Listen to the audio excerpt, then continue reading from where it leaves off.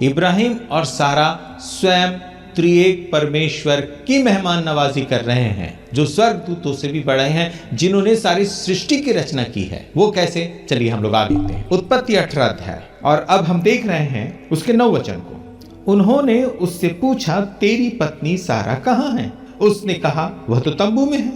10वां वचन, उसने कहा, मैं वसंत ऋतु में निश्चय तेरे पास फिर आऊंगा, और तब तेरी पत्नी सारा से एक पुत्र उत्पन्न होगा। और सारा तंबू के द्वार पर जो इब्राहिम के पीछे था सुन रही थी। 11 वचन, इब्राहिम और सारा दोनों बहुत बूढ़े थे, और सारा का स्त्री धर्म बंद हो गया था। 12वां वचन, सो सारा मन में हंसकर कहने लगी, मैं तो बूढ़ी हूं और मेरा पति भी बूढ़ा है, तो क्या मुझे यह सुख होगा? नीति वचन 3 अध्याय उसका 5वां और 6वां वचन, तू अपनी समझ का सहारा ना लेना, वरन संपूर्ण हृदय से अपने परमेश्वर पे भरोसा रखना, उसी को स्मरण करना, और उसी को स्मरण करके सब काम करना, तब वो तेरे लिए सीधा मार्ग निकालेगा। सारा मन में सोचती है, विचार करती है, मैं बूढ़ी हूं, 90 वर्ष की हूं, और अब तो ये मुमकिन ही नहीं है कि मुझसे संतान उत्पन्न हो जाए।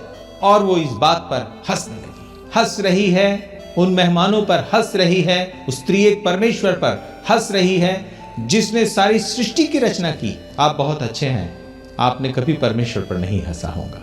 अब्राहम हंसा, सारा हंसती है, उम्र के तकाजे को देखकर। बुढ़ापे में नामुमकिन है।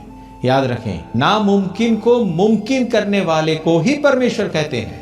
वो असंभव को संभव करता है। इसीलिए तो आज सारी दुनिया उस परमेश्वर को मानती है कि इस पृथ्वी पर और उस आसमान में सारी सृष्टि का बनाने वाला कोई है जो सारी सृष्टि को अपने कंट्रोल में किए है, और उसी का नाम परमेश्वर है। आज इस हंसी के साथ बात को अपने जीवन में ले लीजिए। परमेश्वर नामुमकिन को मुमकिन करता है, और वो कैसे, आइए हम आगे के अध्ययन के द्वारा देखेंगे। उत्पत्ति 18 अध्याय और उसका 13 वचन, तब यहोवा ने इब्राहिम से कहा, सारा यह कहकर क्यों हंसी कि क्या मेरे जो ऐसी बुढ़िया हो गई हूँ सचमुच एक पुत्र उत्पन्न होगा? 12 वचन में हमने पढ़ा, सो सारा मन में हंसकर कहने लगी, और 13 वचन में परमेश्वर कह रहे, तब यहोवा ने इब्राहिम से कहा, सारा यह कहकर क्यों हंसी? वो मेहमान जो इब्राहिम के सामने है, वो स्वयं सारी सृष्टि का कर्ता यहोवा परमेश्वर है।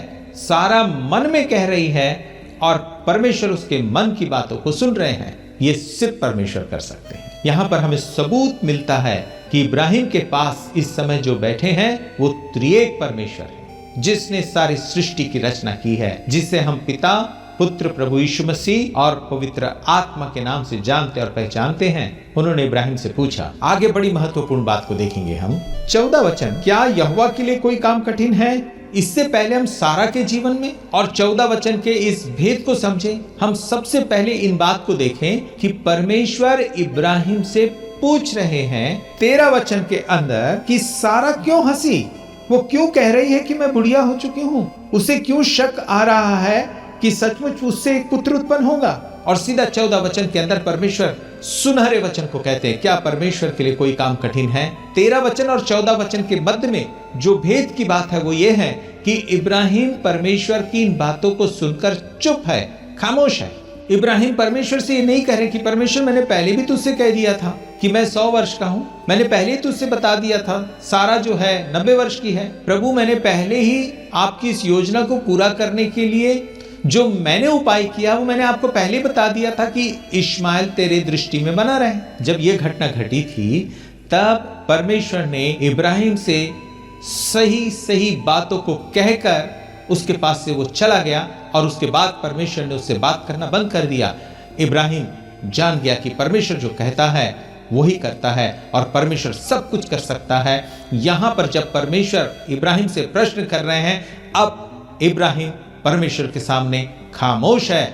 इब्राहिम परमेश्वर के सन्मुख अब सिद्धता की ओर बढ़ने के लिए उसने अपना पहला कदम आगे बढ़ा दिया है। तब परमेश्वर ने इब्राहिम से पूछा, क्या परमेश्वर के लिए कोई काम कठिन है? नियत समय में अर्थात वसंत ऋतु में मैं तेरे पास फिर आऊंगा और सारा के पुत्र उत्पन्न होगा। 15 वचन, तब सारा डर के मारे यह कहकर मुकर गई कि मैं नहीं हंसी। उसने कहा, नहीं, तू हंसी तो थी, परमेश्वर के लिए कोई काम कठिन नहीं है। मत हंसिए परमेश्वर पर, मत शक करिए। अपने आप से पूछिए, क्या परमेश्वर के लिए कोई काम कठिन है? आप कैसी स्थिति परिस्थिति में गुजर रहे हैं? शायद आप अपने शरीर में ऐसी बीमारियों से पीड़ित हैं जो लाइलाज है। शायद आप फाइनेंशियल प्रॉब्लम से गुजर रहे हैं, पारिवारिक प्रॉब्लम से गुजर रहे हैं। आप अपने बच्चों के कारण परेशान हैं, आप अपने पति के लिए परेशान हैं, अपने पत्नी के लिए परेशान हैं, आप अपने माता पिता के लिए, अपने परिवार के लिए, अपने रिश्तेदारों के लिए, अपने पड़ोसियों के लिए परेशान हैं। पता नहीं किस तरह की कौन सी परेशानियों ने, कौन सी चिंताओं ने आपको घेर रखी है। आप क्या विश्वास करते हैं? आपने प्रार्थना किया? खुदावन का कलाम कहता है, प्रार्थना करने वाला विश्वास कर ले कि उसके लिए हो चुका है।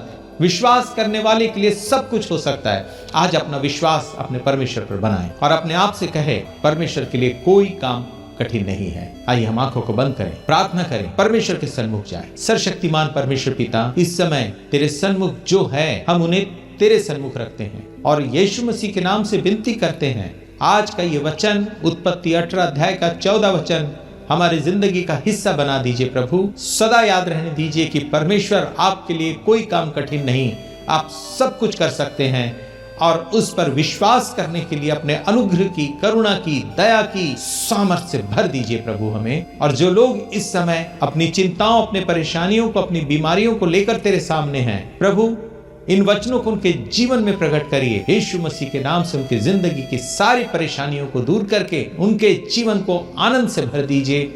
जैसे इब्राहिम और सारा के जीवन को, उनके परिवार को आपने हरा भरा किया, ऐसे इनके परिवार को भी हरा भरा कर दीजिए, उन्हें आशीषित कर दीजिए। और ये सदा इस बात को याद रखे परमेश्वर कि तेरे लिए कोई काम कठिन नहीं है। ये प्रार्थना यीशु मसीह के नाम से मांगते सुन के कबूल करिए।